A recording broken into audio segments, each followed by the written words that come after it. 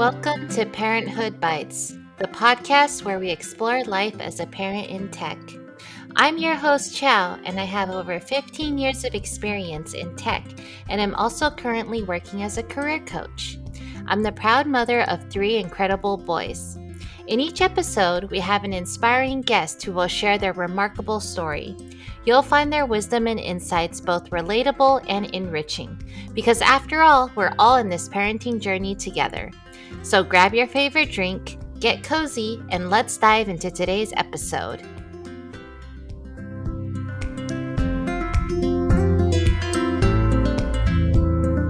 Hi everyone, welcome to episode 43 of Parenthood Bites. We're here today with Erin Eng, who is most recently a UX product designer and lives in the Bay Area. Hi Erin, how are you today? Hi, Chow. It's very nice to be here. I'm doing well. Awesome. Yeah, thank you so much for being here. I know it's summer. Do you have any plans for the summer? We just went on a camping trip with my family. It's probably like 3 hours away from the Bay Area. So I have a big family. There's 5 siblings, 8 cousins. So we like to get together. My father passed away, but he always loved camping. So like we kind of celebrated as a family every time it's his birthday. So it was fun. Oh, that's awesome. That everybody gets together camping. That's so nice. And the kids must really like, I didn't ask you how many kids you have yet, but like your children must really like playing with their cousins and stuff. For sure. That's how I grew up. I was always like every summer going to my grandma's house with 15 cousins. And so they're just happy like doing water fights and, swimming in the lake and like playing together. So yeah. Just being around each other. That's so much fun. Yeah. That's nice. So, how many kids do you have and how old are they? So I have 2 sons. I think it's kind of unique because I have a almost 14-year-old son. So I was married in the past. And so I had him when I was about 29. And then recently, right before the pandemic, I had another son with a different person, but he just turned 3 last week. Oh, happy birthday. Yeah. So there's a huge age gap. So it has its pros and cons. Can you tell me a little bit about kind of like does the older one take care of the younger one and stuff? Do they play together? So the teenager, the con would be he's kind of moody and he likes his space and some level of independence. He's finding his independence. And then the younger one is pretty much like in a terrible 2 stage where he's throwing tantrums and also kind of moody. But they have very different personalities. And I think they love having a brother for sure. Oh, yeah. And you'd think the difference in age that they wouldn't fight, but they actually still fight.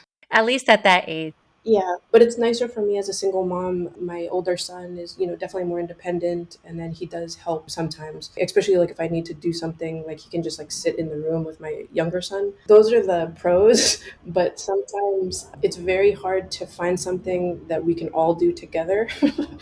Because it's just me, I'm oftentimes like trying to find something that would make both a 3-year-old and a 14-year-old happy at the same time, or we like semi have to be in the same place and like be doing different activities. So that's kind of a challenge.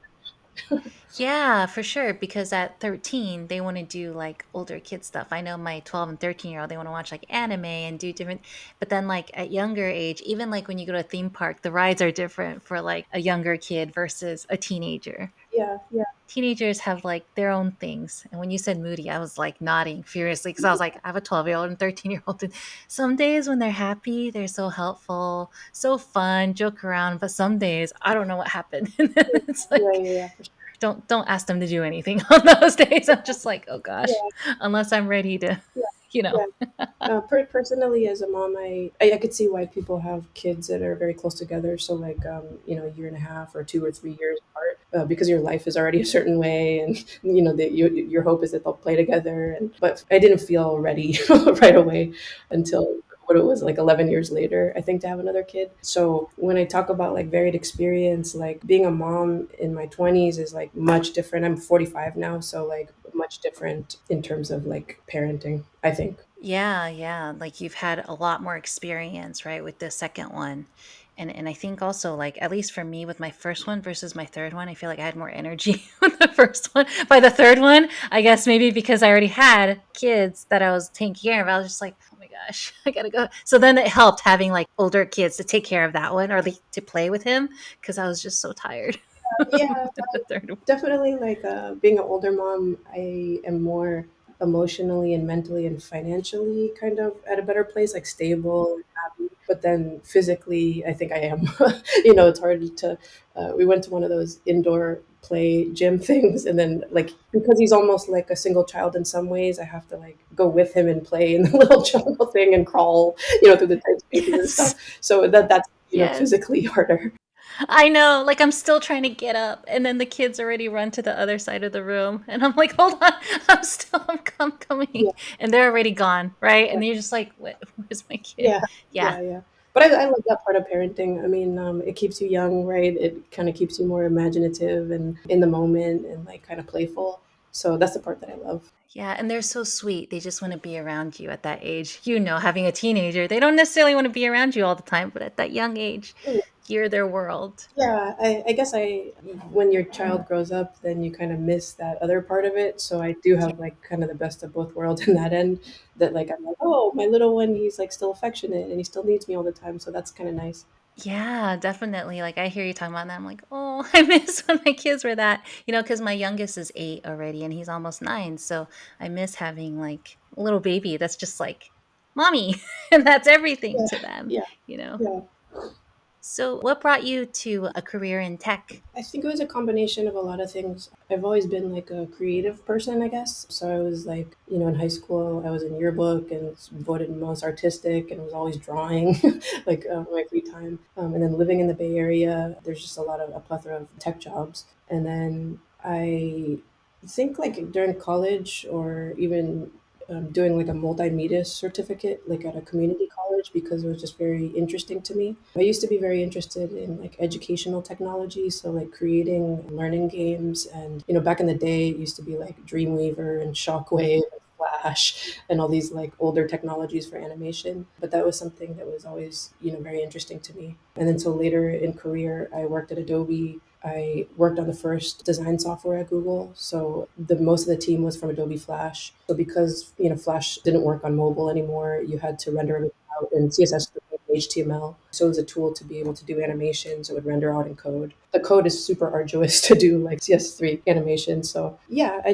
think my family and my parents, I'm very happy that they kind of allowed us to follow what we were passionate about and that we were really interested in. I don't know if other maybe typical Asian parents would like force you to have a certain type of career, but I think I was pretty successful in something that I really both liked and was good at. And they supported you in that vision as well.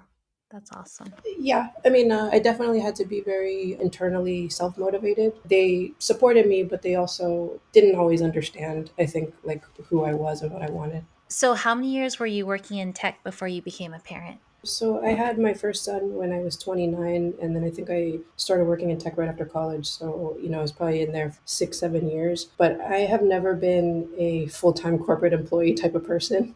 I've definitely have always done a lot of contract work, and then design work is very conducive to freelancing a lot of times.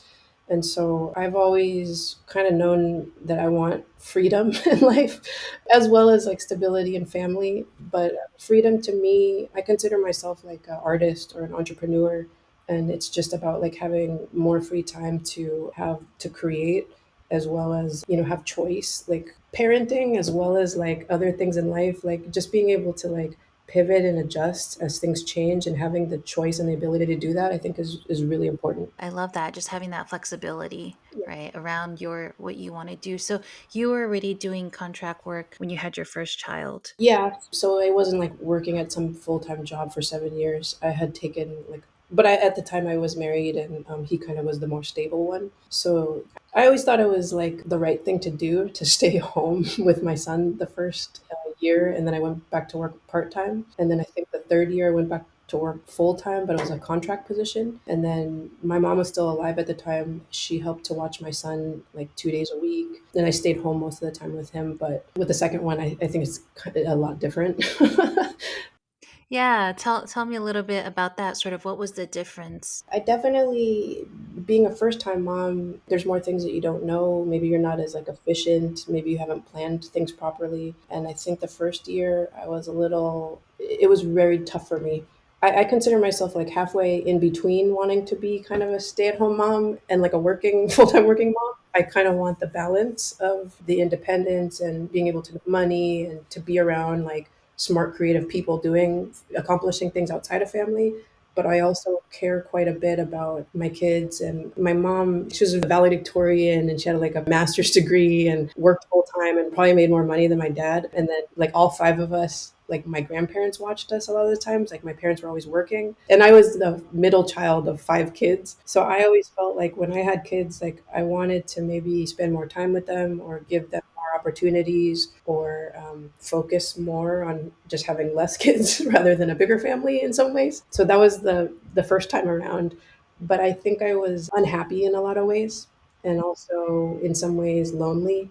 And I definitely took a toll on my marriage. And I also think that in retrospect, like 10 years ago, like I wasn't ready personally to have a child at that time, even though biological clock and, like all the things about like when all my friends were having kids, I definitely, the happier you are as a woman, like the more fulfilled you are. And also like if you know how to handle like a lot of things like stress, being patient, balancing multiple things, at the end of the day, like making lots of people happy and like taking care of all of their needs.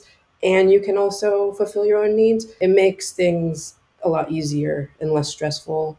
And I don't think that I had so many like personal dreams at that time that I hadn't even tried or pursued, in my 20s. And then it took like another 10, 11 years now to have like feel like, oh, I feel pretty happy and fulfilled. There's a lot of the things that I've done with my life, and then I can give 120% to my family and my kids. Right. Like it's hard to keep giving if you don't fulfill some of the things that you need as well. And I think a lot of times once we have kids, we forget about that piece of us.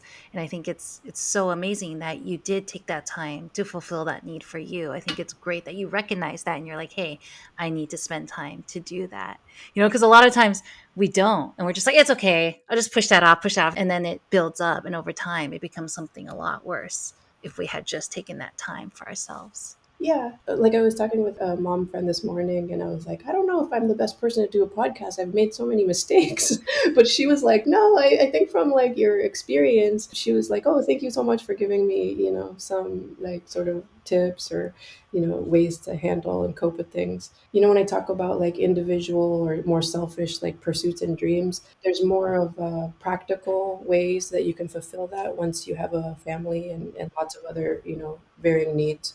Definitely. And just to touch on that a little bit, like there is no perfect parent. I mean, if someone came and was like, I'm the perfect parent, I don't really want to interview them for the podcast, because I want the real like experiences because that's where we learn. That's what shapes us. That's what makes us who we are. If someone comes in here, I don't make any mistakes. It's perfect. My kids are perfect. Like, I'm okay. You can go on a different podcast. This is probably not the right one. Yeah, So, yeah, I'm really happy that you did take the chance to come and talk to me today, though. So thank you. yeah. Thank you. So you said like there was about like 10, 11 year difference between the first kid and the second one. So you said the parental leave, I guess in the first one, you took time off a year spent with the kids. So what about the second one? Was it also you just took some time to have the child or was it different? When I worked at a couple big corporations in the past, I worked with many women that took advantage of or many women and men, right, that took advantage of great parental leave. I think at Google, it was like at least like 6 weeks paid off for both men and women. I was stupid and I thought that like, oh, okay, I want to do these side things. I'm going to stay home. My husband's going to take care of like the majority of the larger bills and stuff like that. I don't think it's possible to balance going to work full time because I already am not the type of person that loves being a corporate employee, and that I worked part time at Stanford, I think, the second year after I was a full time stay at home mom. And I remember trying to breastfeed in the hot car in the middle of the day and crying because my mom was watching my son at the time he was a baby, and I had you work so hard to like pump milk and it was like wasn't enough, and I was like I had taken this like kind of, it wasn't the highest paying job at Stanford creating like educational software, and I had to pay to cross the bridge, pay to get a parking permit. I was like working 20 hours a week, but it wasn't, you get no respect. It was low paying. You don't have a lot of say in like how things get done. You're just kind of there to fulfill a job quickly. And I don't know how happy I was in that respect either. So I've had all scenarios. I've worked full time and been a breadwinner. I've worked part time, and then I've also like, been a stay at home mom. So I have an idea of like what all the scenarios are like. And so there's no perfect scenario. I think it just what works best for you and your family, and then also potentially the chance to pivot if you developmentally sometimes your kids need more time or less time, or maybe work needs more for in sometimes, and being able to like ebb and flow with life. And that's the thing with kids, right? It's never a constant. Things are always going to happen. There's always going to be unknowns. And what worked for us today might not work tomorrow. And we just keep adjusting. Yeah, yeah. Well, so the second one is a very different scenario. I had to hustle to get back to work. His dad, he probably makes with a typical, like his typical work, less than half than what I could make if I was working full time. And then he hadn't been a parent before. And I think in a lot of ways, I take care of probably like 75 or 80% of the responsibility. And so we didn't know each other that long before I had my second son. Kind of like having the experience of having an older son, I like know how expensive it is to raise kids. I know that it would be nice to have a flexible job to raise a kid to that age, especially in the Bay Area. And then I know the amount of energy and time and work sometimes both things take.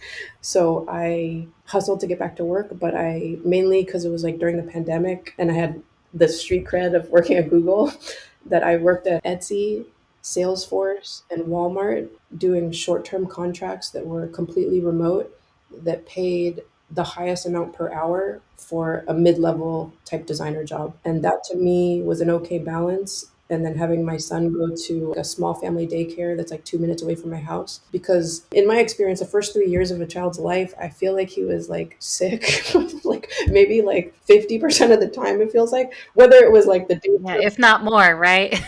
Yeah, yeah, yeah. So the daycare was. And us Yeah, too. and me too. You're right. You're absolutely right. Like if your kid is sick, you're more bound to be sick.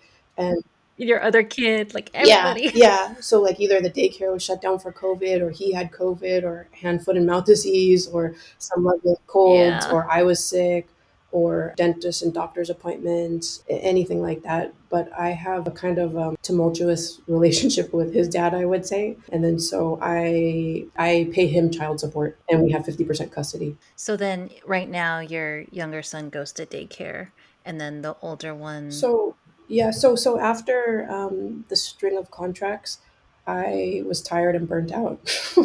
I wanted I wanted to take a break, and so I have been taking a break and staying home with him, as well as supplementing with some level of daycare for the last 4 months, I guess now. But I have been contemplating both because I'm bored, but also because of how expensive life is. I think I underestimated, as well as like the things that I want to provide my family and maybe the things that I want to do in the future. I have been applying for more like just contract positions recently.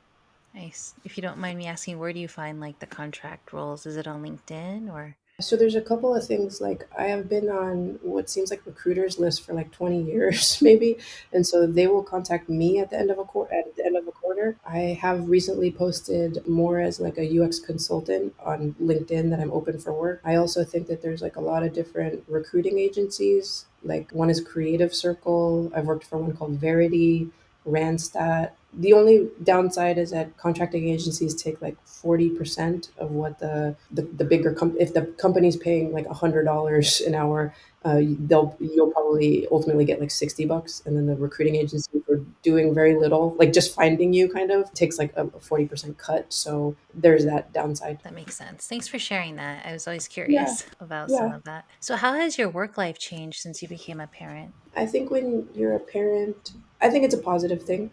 I think that you're probably better at multitasking and time organization. Like you know how to get the same amount of work done in 3 hours, where somebody might take a week or something, right? I also think that just to be a mom, I'm sure with 3 kids, like the project management where you're kind of like delegating, or the amount of like planning ahead and strategy and communicating with like various people, like you already need those skills to like run a family. So they definitely come into play at work. I don't think I've ever reached like the perfect balance. So then that's why you see me like I'm like constantly like oh I have an interesting story too. I always wanted to. I don't know if you've heard of the fire community, but it's like, people that want to retire early, so that as long as you have 25 times your fixed expenses for a year, like, and that's invested in the market, you'd be okay like taking out like 4% a year, thinking that the market ultimately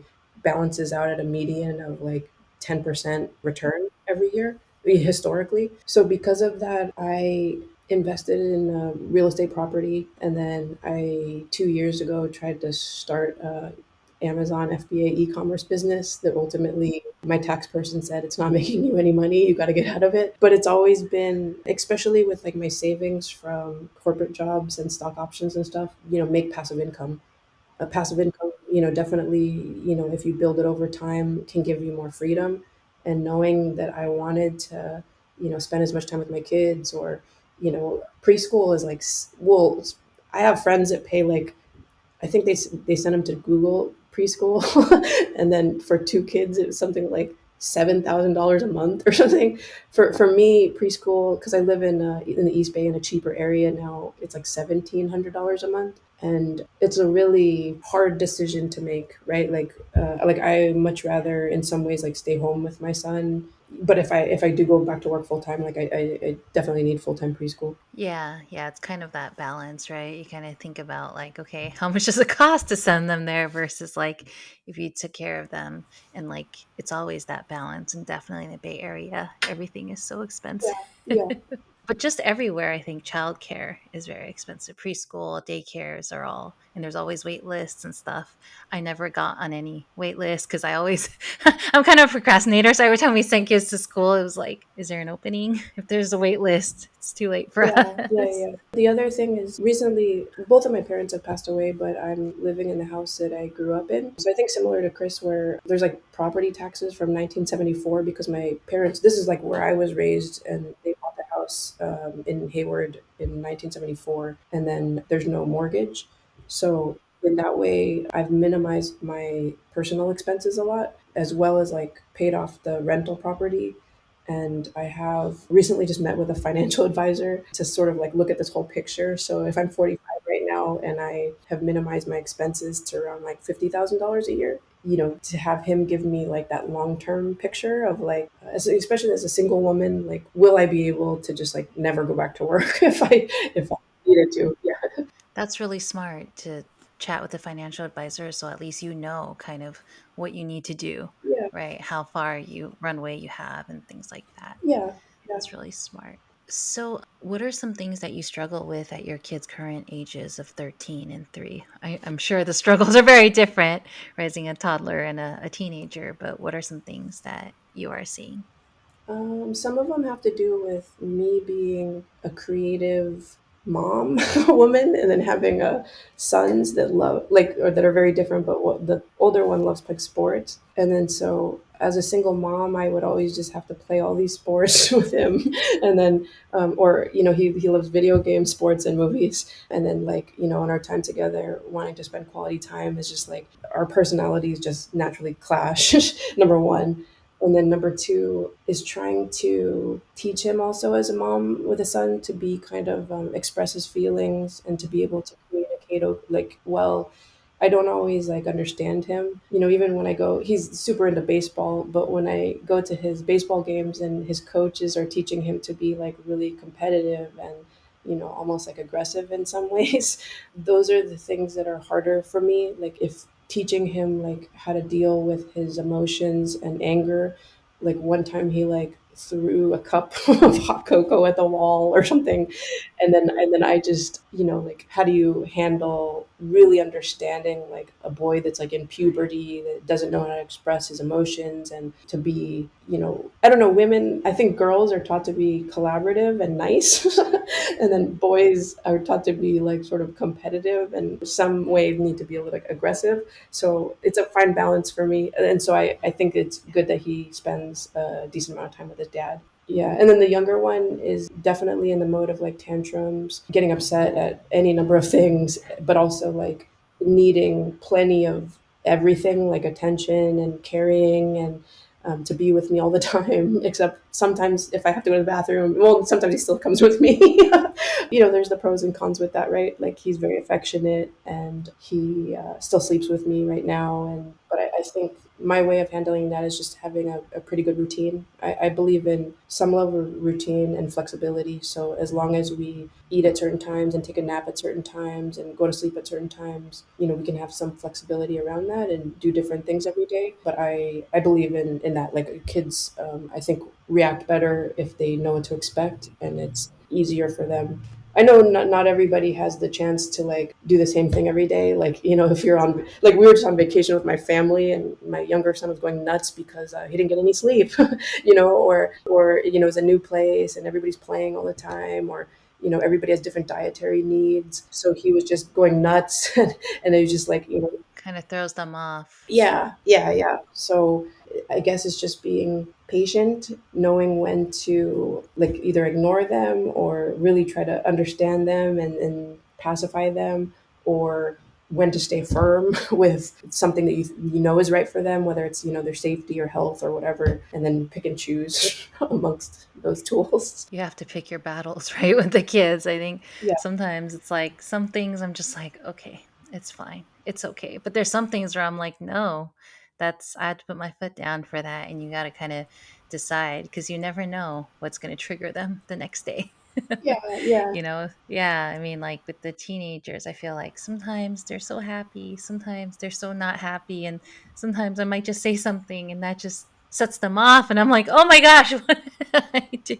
And even my 8-year-old, sometimes he's very sensitive, so we might say something where we're just kind of joking, and he'll just be in tears, and I'm like, oh my gosh, what did I do? I didn't mean to. So it's about like handling some of their emotions and their reactions, yeah, and it's hard because every kid is different. Every kid responds differently to different things, and they go through different phases. yeah, that's what I was gonna say. Like, if you're a manager, you're probably used to gauging all the different people's personalities. You know how you need to treat them and communicate with them what they're sensitive about. Yeah, sometimes I'm like, it's just like managing a team.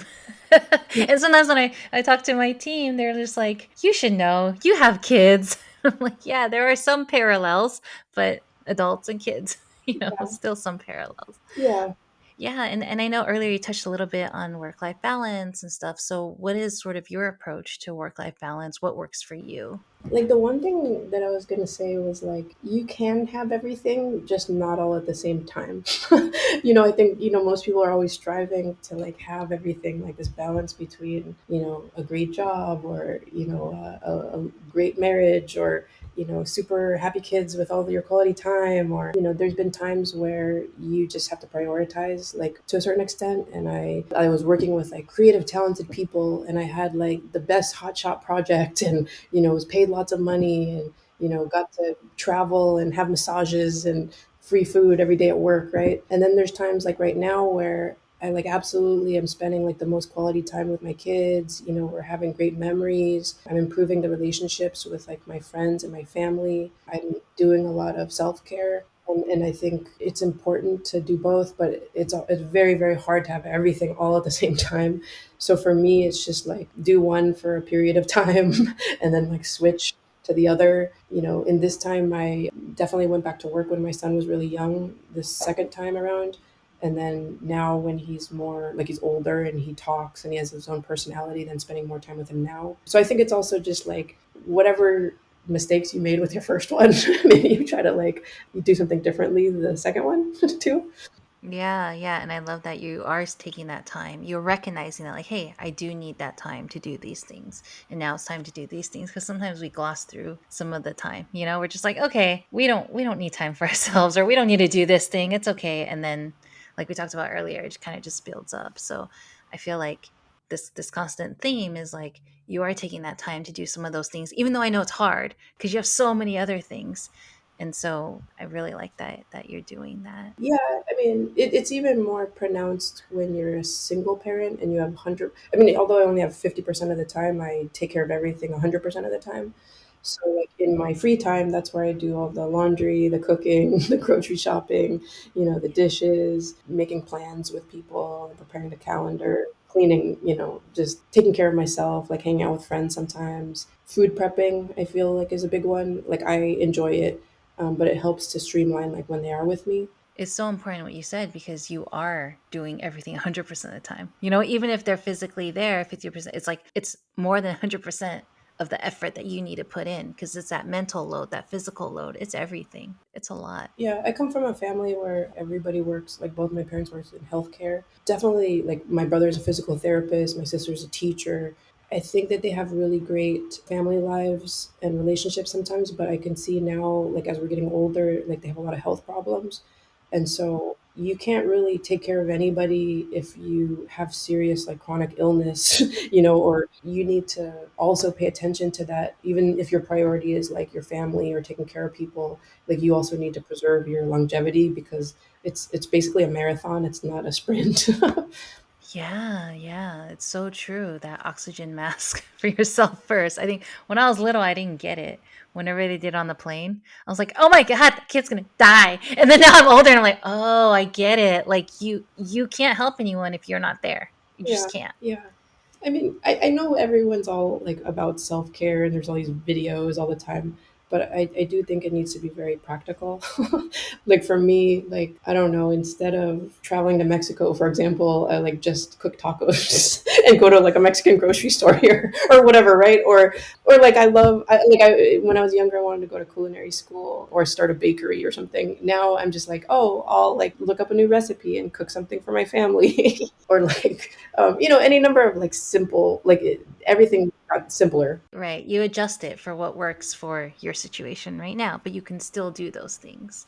And so, what helps you relax or unwind? For me, it's taken a while to really understand what that is separately from other people in my life. I think it's simple things like journaling, talking with friends. I love getting different people's perspectives. I forced myself to get out of my comfort zone and sign up for a gym membership. So I was doing like a yoga class and an aquafit class, taking a bath and listening to music. Sometimes I watch comedy on YouTube, go to the library and just like get books about like things that I'm interested in. And then I'm a very creative person. So whatever, how I can merge that with motherhood. So like whether it even be like, well, I read a lot of books to my kids, or we tell stories, or like we do arts and crafts or draw pictures, stuff like that. So like however I can merge creativity with parent, because there's not enough time sometimes for both.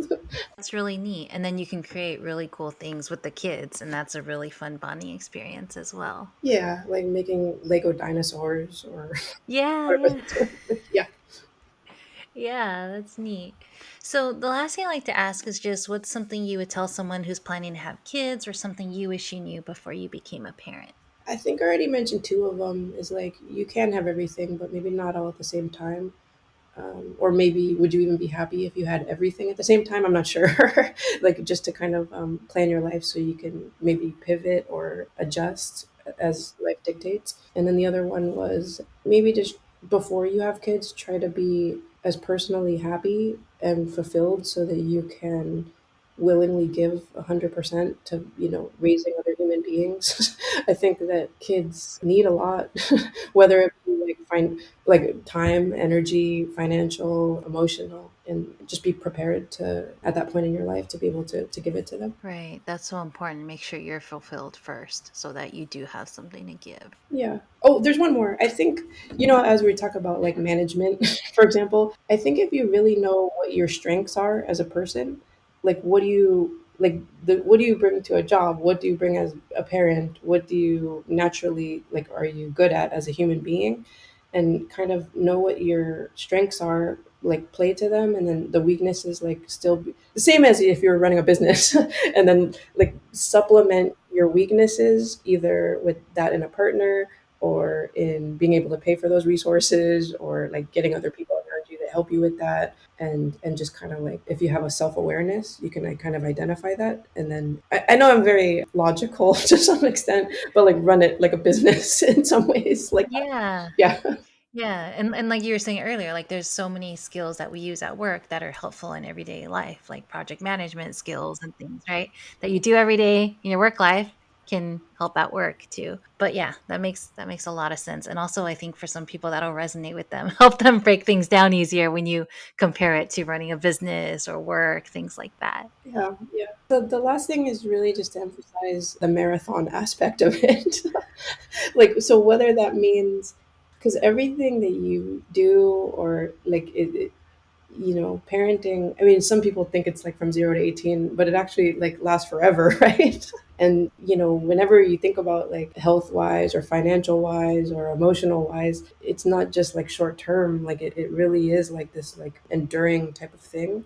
And then so be able to gauge your interactions and activity to really last like that amount of time, or to think about like the long-term future. Like right now I'm doing some trust planning for my own kids, and making sure like long life insurance and different things. And I know my mom just passed away 2 years ago, but like in terms of the legacy that you leave for your kids, it's something I've been thinking about a lot recently, and planning for that also. Yeah, that's so important that you mentioned that because I think a lot of times, or at least for me, when I was like, I'm gonna have kids, all right, I'm gonna have kids. I didn't think about, hey, what's gonna happen in a few years? What does that look like? And now that they are at that age where they're about to go, my oldest son going to high school next year, I gotta think about, okay, what does college look like? What does it look like beyond that? And you've been thinking about even further than that, and I love that. And that's something I need to incorporate into my planning because I feel like I'm not as good of a planner. So like after you told me, I'm like, oh gosh, I gotta take some notes because I definitely do want to make sure that things are figured out for them years ahead and stuff. Yeah, as a, well, you might understand this as a software engineering manager, as a UX designer. When your job is to create a long-term vision for something, and then break it down into a staggered approach. So like, what can we do for MVP? What can we do for like in the midterm? And then to give people a long-term vision of something, so that at least it gets them thinking in that direction, even if we're never able to accomplish that in a lifetime, because then they can kind of break it down, and then they can see what could be instead of just doing what's easiest, in the immediate. And then it also helps you to pivot back and forth to like, emergency needs and time restrictions and like all these things that could be like, short-term type of decisions. But is it really leading towards like the long-term values of like, what kind of legacy do you want to leave? Like, what do you want the value system of your family to be? What are the memories that you want them to grow up with, and then raise their family with those same type of values too? So I think it's good to like think big picture as well as like very small incremental execution every day. Yeah, and then also having something to work towards as well, right? Having that long-term vision, that long-term goal, I think is also another source of like motivation of like how do we get there? How do we work towards that, right? For sure. Yeah, definitely. You've given me a lot to think about. So I really, really appreciate that. That's really awesome. And I hope like, the listeners will get a lot of out of it too, as much as I have. Cause I know after this, I'm about to go to my husband and be like, oh my God, all the planning we should do. Like, I'm really excited. So thank you for sharing all of that. And really thank you for sharing, your entire story with us today. Cause it was really awesome to hear about it. And like I said, I've learned so much. Oh, So sure. truly thank you. Yeah, it was really nice talking with you too. I very inspired by different people that just like sort of ad hoc create things that they are curious about. I guess like even it's just like to learn for yourself, and then just talking with people. I used to do something similar, but like in the past, like in blogs. But now, like yeah, podcast is much better, much more interesting to watch. Yeah, if you think of any ideas, you want to talk through it, I'm always happy to talk through things and stuff. And yeah, you should just go for it because it doesn't matter. I'm just like, it doesn't matter if I have no listeners, I have one listener. It's like, obviously, I want more listeners, but I'm doing it a lot for the fun and the enjoyment of it, not as much as like, I need to get X number of listeners. It's more just really fun to do and really awesome to learn from everyone. And so yeah, so thank you so much for your support and joining me today. And I hope you have a great rest of your week. Okay, thank you. Ciao. Thank you. Bye.